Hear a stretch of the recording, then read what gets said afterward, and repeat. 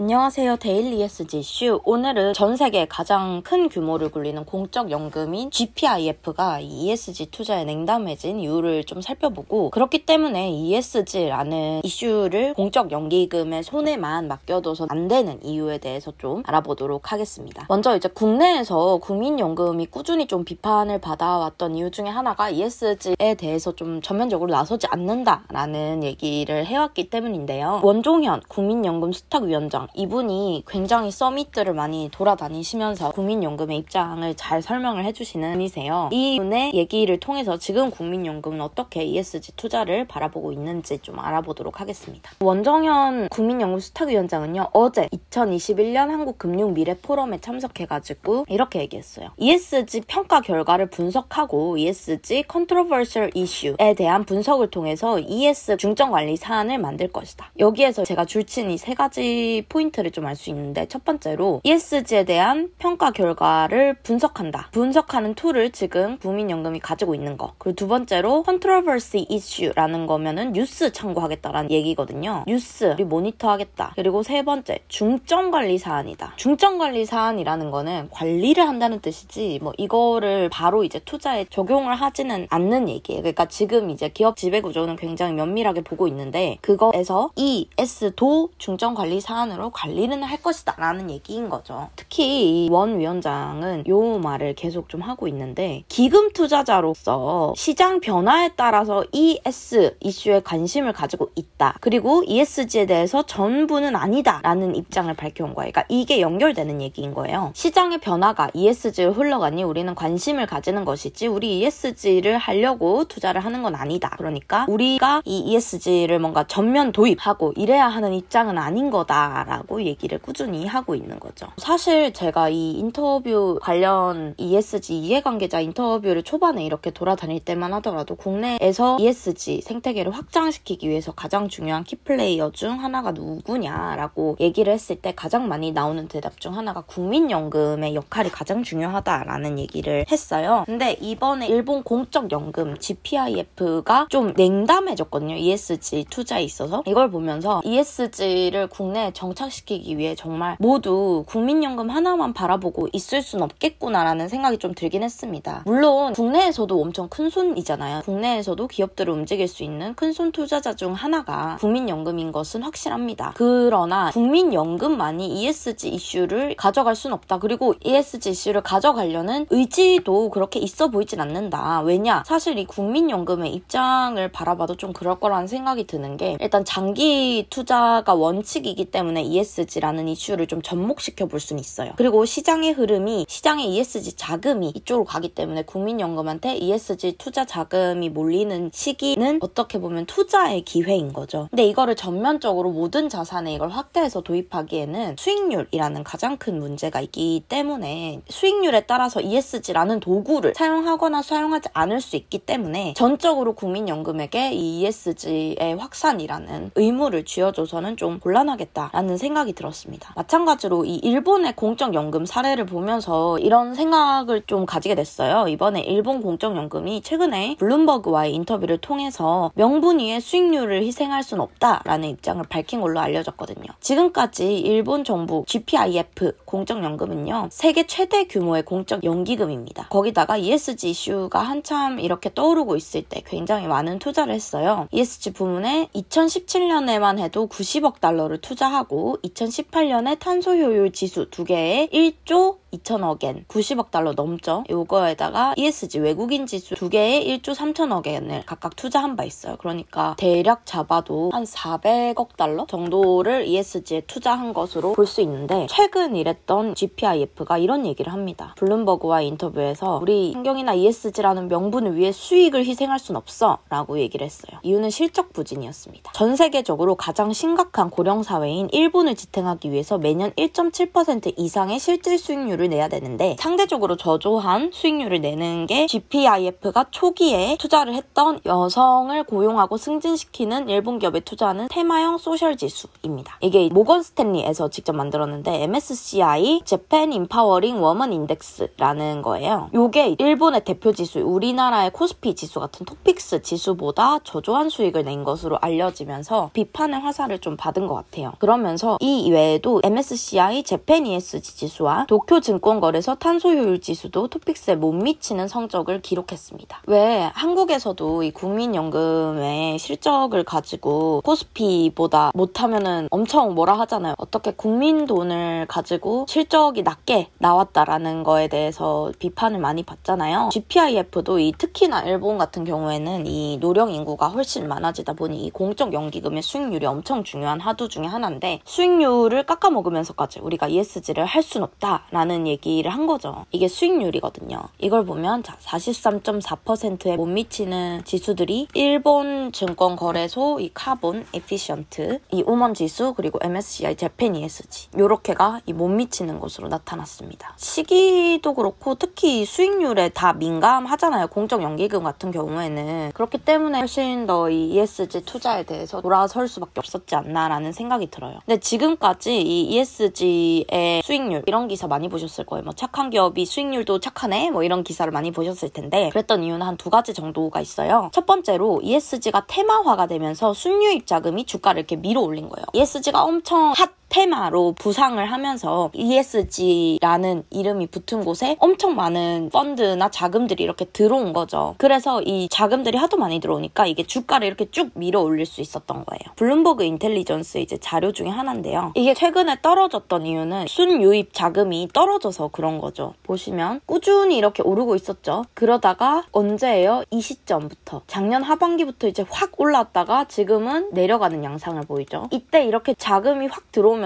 주가도 같이 올라갈 수 있었던 거예요. 근데 이제 이 자금들이 이제 빠지니까 수익률도 좀 저조해질 수밖에 없다라는 측면이 하나 있고 보면은 이 청정에너지 같은 경우에서도 ESG ETF의 40% 정도를 이 청정에너지 ETF와 같은 ESG 테마로 분류되던 것들이 이렇게 차지하고 있었는데 최근에는 수익도 좀 떨어졌고 ETF로 들어오는 자금에 대한 속도도 굉장히 더뎌졌다고 합니다. 두 번째로는 지금까지 ESG 투자의 범위가 넓었기 때문이에요. ESG가 테마주처럼 떠오르면서 최근 뜨거운 인기를 얻었던 청정에너지 관련 기술주나 탄소효율 기술 이런 것도 전부 다 그냥 ESG인 거예요. 쉽게 말하면은 ESG라는 바구니가 이렇게 있으면 이 바구니에 모든 전기차라는 것도 그렇고 청정에너지도 그렇고 신재생에너지 테마도 그렇고 바이든이면 인프라도 그렇고 이 모든 것들이 다 ESG라는 바구니 안에 들어왔기 때문에 주가가 상승할 수 있었던 건데 이제는 그러면 이거에 대해서 사람들이 생각을 하기 시작한 거죠. 청정에너지가 꼭 ESG라는 테마로 분류될 이유가 있나? 나스닥 추적하는 인베스코 트러스트가 훨씬 안정적인 수익을 가져다 주는 게 아닐까라고 생각하는 거죠. 왜 국내에서도 ESG 펀드 중에서 이런 얘기가 있잖아요. 이 ESG 펀드를 이렇게 자세하게 들춰보면 상위 10에서 20까지 종목은 다 똑같다고. 우량주만 가지고 있기 때문에 차이가 별반 보이지 않는다고. 이런 문제가 사실 해외에서도 나타나고 있는 것 같아요. 그리고 사실 ESG 투자라는 거를 어떻게 구분해야 될지에 대한 논의가 아직 나오지 않았다 보니까 어떤 거든 다 ESG로 포장을 하면